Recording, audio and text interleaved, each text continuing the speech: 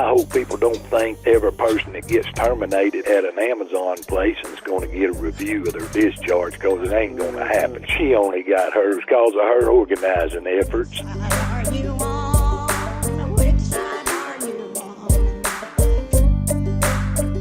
Before we head out, I just saw that we had another caller, and I went in to screen the calls, and I think it's Joe. So let's bring Joe on. Hey, Adam, caller, can you hear? Joe, can you? Hey, there you are. Yeah, I can hear you, Adam. All right. Hey, just really quick, I just wanted to make a comment on the reinstatement of Miss Bates down at Amazon. Yeah. Sure, that's absolutely good news. But what I was kind of wanting to mention was that supposedly Amazon reinstated her after their internal review found that they should have reinstated her. Well, that don't make a whole lot of sense when they was calling the shots in the first place. If they had a review, they shouldn't have never terminated her in the first place. Right. But what they's really trying to do is stop some of their liabilities, and I'm not talking about financial liabilities, because their financial liabilities of her salary wouldn't be a drop in the ocean. Her the liabilities that they was really concerned about was ultimately they was going to be found guilty by the board. I'm positive of that. And they just didn't want it. They just didn't want to have to go out and post publicly that they violated the act. They're spin doctors, and I think I'm right on all this. I don't think it. I know there was board charges filed, but I don't think the board actually reinstated her.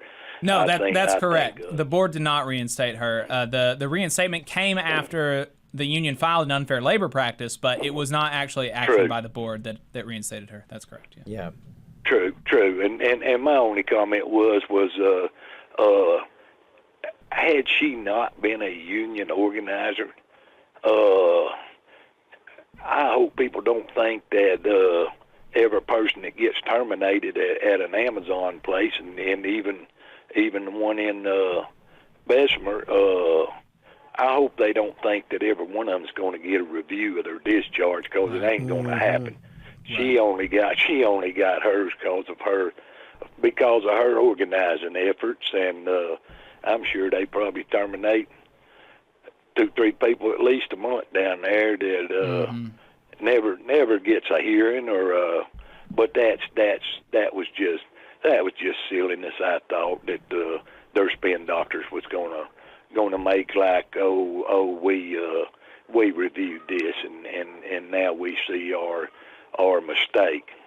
But listen, I ain't gonna keep y'all. That's all I really wanted to comment on. Unless y'all went over to see Mike Pence last night. I hate I missed it. Yeah, he was in Huntsville, wasn't he? Where was he?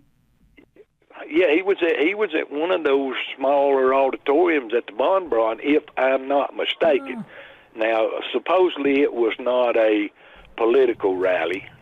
It was more aligned with some group called the Gridiron, which I thought it might have been some kind of sports organization, but my understanding is it's some kind of religious organization. It was a men's conference. I hadn't had a chance to see his speaking engagement yet, but I'm sure he had to mix some politics in with that. I'm pretty sure that. One other thing, I seen where Mr. Dale Strong, our District 5 representative, posted something on the Facebook a few days back about his reasoning for voting against the oh shucks, the not the balanced budget, but you know what the debt limit deal. Today. Yeah, the debt limit ceiling. Yeah. He had some reasons why he voted against it, but his first and foremost reason was he didn't want these liberals spending all the money. You know. Right. Well, the money gets spent by both parties. You know. Right. And Dale Strong ought to know that the city of Huntsville they thrive and survive on government dollars. He ought to know that. He does know that. So, it really is amazing. You know. It really is amazing, like how the Republican representatives in Madison County, what their rhetoric is like regarding government spending. Yes. But I just thought it was silly what he posted and his reasons for voting against the debt ceiling. Like I say, Huntsville would be a ghost town without those government dollars. And I'm not saying take the government dollars out by no stretch, you know. But if that's what your district's thriving on, you shouldn't be condemning spending. Yeah, absolutely not. And you're. I mean, we're on exactly the same wavelength. I would not want to take the government dollars out of Huntsville. I think there would. I think if I was, king of the country, I would reallocate some of those dollars and maybe less of those dollars going to building bombs that are going to kill brown kids in the Middle East, and more of them maybe building schools or something. Well, positive. For a group of politicians that want to defund the FBI and the DOJ and all that, they sure spend a lot of time trying to woo the FBI, you know, to relocate some of their sources into that area, you know. So they won't pretend like they hate them on one end, but man, when it gets a chance to bolster their stuff, you know, oh yeah, we love them, you know, come on here, you know. But the FBI. I ain't gonna keep you. The FBI is building a $1 billion campus in Huntsville. Yes. And that's okay with me. You know, that's okay with me. I don't care. You know, I don't care. But don't condemn them on one hand and then sit there and woo them, you know, all you can to get the bucks, you know. Right. But listen, y'all have a good afternoon. I know y'all about ready to go to the house. Hey, Adam. Yes, sir. Well, I don't know how to say this, but your last absence is under investigation right now. We are going to use due process. We are going to use due process, and I did hear that it was your anniversary, so we will take that into consideration. Well, my wife sure would appreciate that.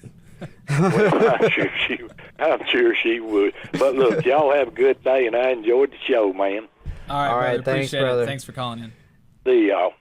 Appreciate that. Yeah, and I 100% agree with everything he said. Amazon's doing damage control.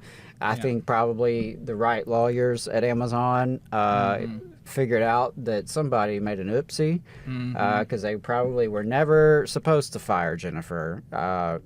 But as much as they wanted to, I'm sure they had been advised not to, and they did it. And that's a good point that Joe made, and that's worth pulling out that, yes, her being a high-profile union organizer put a target on her back, but it also got her reinstated. Yeah. So there is, that's kind of the risk-reward situation that you get into when you are organizing on the job. You are taking risk and you are putting a bullseye on your back, but you're also growing your power. And so, yes, you may take more hits, but you can sustain more hits. And you can hit back. And so that's just, I think that is very important. I'm glad he mentioned that about the Jennifer Bates situation. Yeah, agree. And but while it's important to mention that yes, not everybody at Amazon would get that sort of protection. That is the sort of protection that would be gained by everybody if they were able to unionize and get a good contract. Right, yeah, because if you had a good contract, a union contract in place, there would be some due process from the get-go, all right, which would minimize the amount of bogus terminations of employees. And then when said terminations take place, there would be process and capacity to actually undo those that are found to be problematic.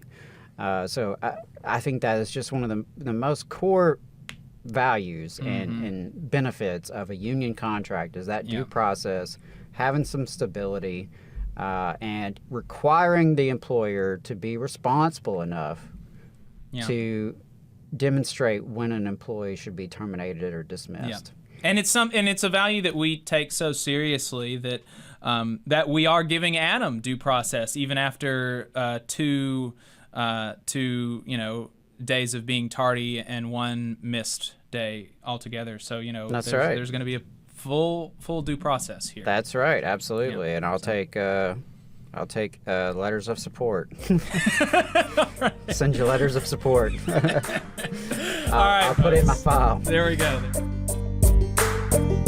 You just saw a clip from the Valley Labor Report. We are live every Saturday morning from 9:30 a.m. till 12:30 p.m. And we pride ourselves on keeping all of our content free to everybody so that we can talk to as many working folks as possible. If you support the work that we're doing, you think that it's important, you think that it's good, then consider making a monthly contribution to the project, and you can do that on our website, tvlr.fm.